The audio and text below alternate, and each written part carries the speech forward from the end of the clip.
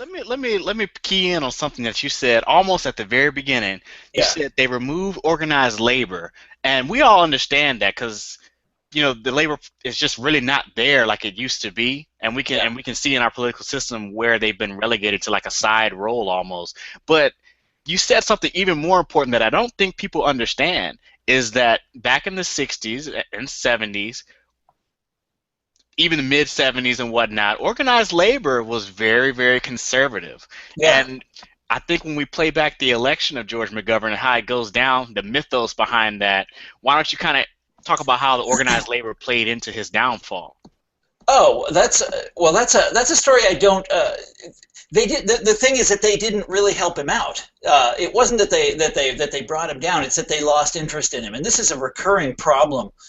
George McGovern was not a bad guy. If you look at what he said and what he stood for on paper, he looks like an ideal kind of liberal. I think he was he was plagued by every kind of problem that can happen to a presidential candidate. Everything went wrong for this guy.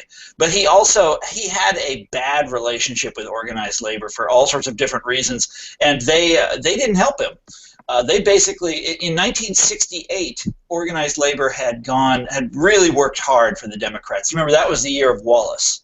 And so they were doing everything they could to stop Wallace. They were very frightened by Wallace. But in 72, they were they were all angry. They were pissed off at the way they'd been treated. And so they didn't really help him out very much, and he went down in a sort of ignominious defeat. But he did do well with this, with the white collar, what they called at the time the suburban liberals, the white collar professional class. He did very well with this group, and that was the sort of the beginning of the transformation of the Democratic Party. And you said how organized labor is not a big force in American life anymore. That's true. I'm older than you. When I was growing up in the 70s, organized labor was this huge part of everyday life in America. If you had a blue ribbon commission, a certain number of the seats had to go to labor unions, right? If you had a town celebration in your town, wherever it was, they had to, organized labor had a presence. If you had a parade, they had a float in the parade. It was that kind of thing. They were just part of civic life in America, and they've completely disappeared. Not completely, but they have largely disappeared. And a big part of that is because their traditional political ally, the Democratic Party, really doesn't give a damn about these guys anymore. They don't lift a finger to help them out.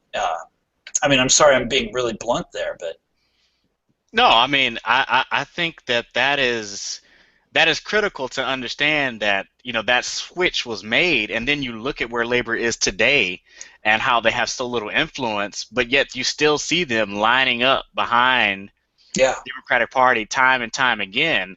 Yeah, well, they're terrified. They're like so many of us. They're scared of the Republicans. Like take a guy like Scott Walker, up in Wisconsin. He terrifies them. And so they feel like they have no choice. And by the way, when you talk to these guys, to the leadership of labor groups, and it's not always guys, but when you talk to the leadership, they're very they feel like they've been abused by the Democrats. They say we give them all our money every 4 years. We turn over the treasury to these guys. Our members go out and work really hard to get them elected, and then they don't give us anything. And then we say, here's our one issue, and they just let it drop. They don't do anything. And that should sound familiar. Because it's familiar to me. This is what they do with liberals. This is what they do with so many groups, because our fear of the Republicans is greater than our willingness to stand up to the Democrats. Right now, it's like you said at the start. The Republicans are so frightening that we really don't have anywhere else to go for a lot of us. It's not just a metaphor. I understand that that's how people view the situation. I don't agree with it because I believe in competitive democracy. Yeah, there you go. Of course. If you're stuck in that kind of situation, it almost seems like it's like you're a captive constituency, so to speak. And I think that's exactly right, though. That's where we are, man. That is exactly right.